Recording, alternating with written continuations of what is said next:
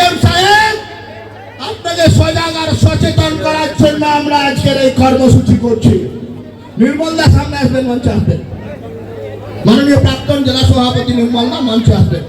PM সাহেব, আমরা কিন্তু আজকে আপনাকে সজাগ করার জন্য এখানে এসেছি। কি পেয়েছেন? ওখানে পাশে একটা হজ হাউস বানিয়ে রেখেছেন। ভাইজান ভাবছে মঞ্চ দিয়েছি সিরাই সিরাই রক্ত, আমরা সবাই ভাইজানের ভক্ত। সবাই ভাইজানের ভক্ত হবে না। জেলা পরিষদটাকে চুরি করার আখড়া বানিয়েছেন পিএম সাহেব।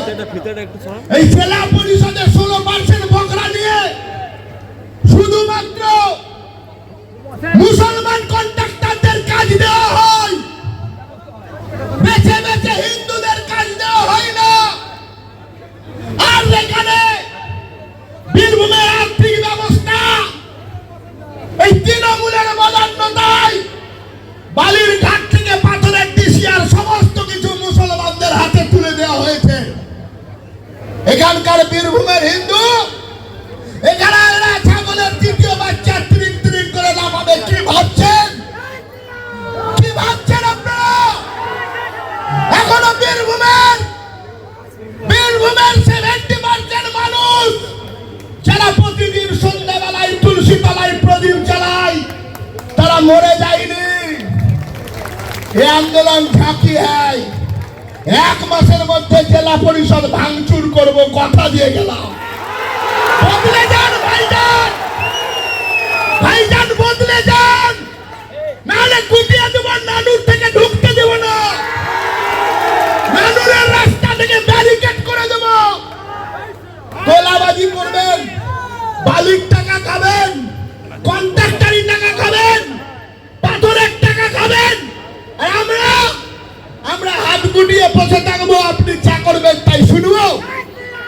চাকরি চুরি করলেন, 1025 জনের চাকরি খেলেন। শিক্ষিত বেকার যুবক, মেধাযুক্ত বেকার যুবক রাজপথে কাঁদছে। তার জন্য আমরা আজকে আন্দোলন করছি। আমি আমাদের কর্মী বন্ধুদের করজোর অনুরোধ করছি, পশ্চিম বাংলার আমাদের মন জুড়ানো বক্তব্য যিনি বলেন, আমাদের নেতা শ্রমিকরা আছেন, আপনারা অনুগ্রহ করে বসে পড়ুন। এই সভা চলবে, এই সভা আমাদের চেতাবনী সভা। আন্দোলন হবে জেলা পরিষদ 1 মাসের মধ্যে আসবো জবাব চাইতে।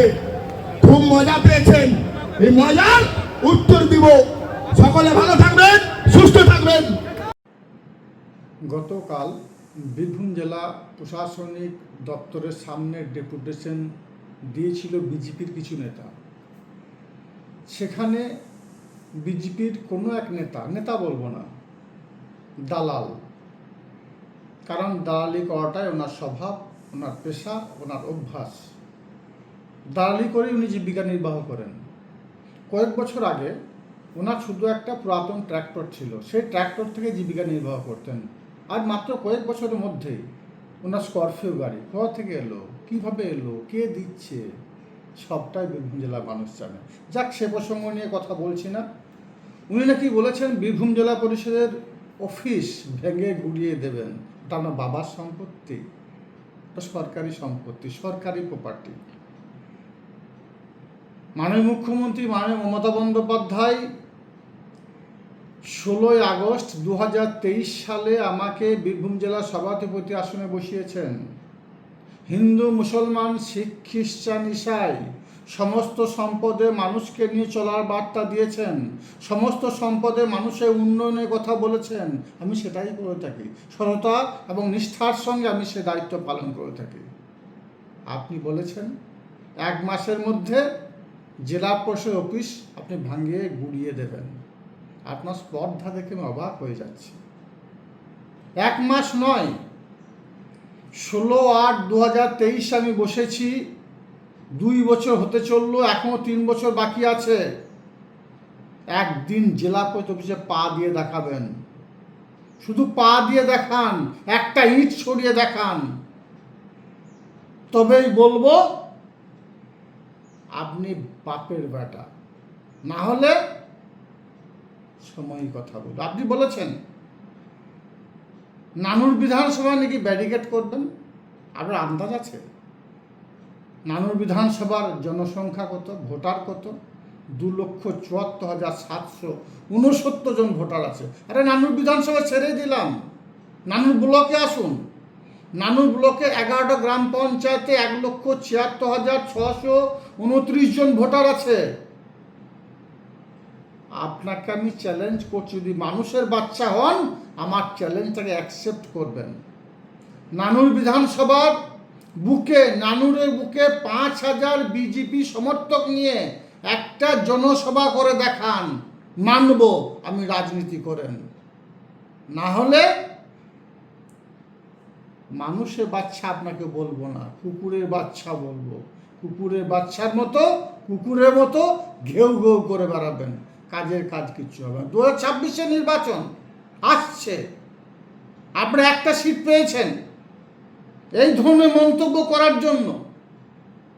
মানুষ আমাদের প্রত্যাখ্যান করেছে, বামফ্রন্টকে আপনাদেরকেও করবে। বীরভূম জেলার দুবরাজপুরে যে আসনটা পেয়েছেন, দেখা সেখানেই হবে। 24 নির্বাচনে দেখিয়ে দিয়েছি, 23 নির্বাচনে দেখিয়ে দিয়েছি, 0 করে দিয়েছি। 26 নির্বাচনে জামানা জব্দ করে ছাড়বো। বীরভূমে 11 তৃণমূল কংগ্রেস পাবো। আপনার জানা আছে, রাজনীতি করাটা আমার নেশা, এটা আমার পেশা নয়। পেশা হিসেবে নিইনি, নেওয়ার প্রয়োজন নেই, নেবও না। কারণ আমি চাই মানুষের ভালো, মানুষের কাজ করতে চাই। মমতা বন্দ্যোপাধ্যায় সেই জন্যই দায়িত্ব আমাকে দিয়েছেন। আমার বাবা আমাকে যে প্রপার্টি দিয়ে গেছে, ডাল ভাত খাওয়ার জন্য সেটা যথেষ্ট। আপনার মতো দামি গাড়ি চড়ার প্রয়োজন নেই, আপনার মতো 5টা বাড়ি করার প্রয়োজন নেই, আপনার মতো 10,000 টাকা দামের পাঞ্জাবি পরার প্রয়োজন নেই।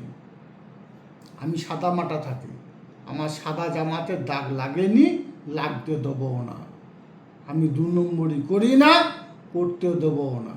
আমি খাই না, খেতে দেবও না।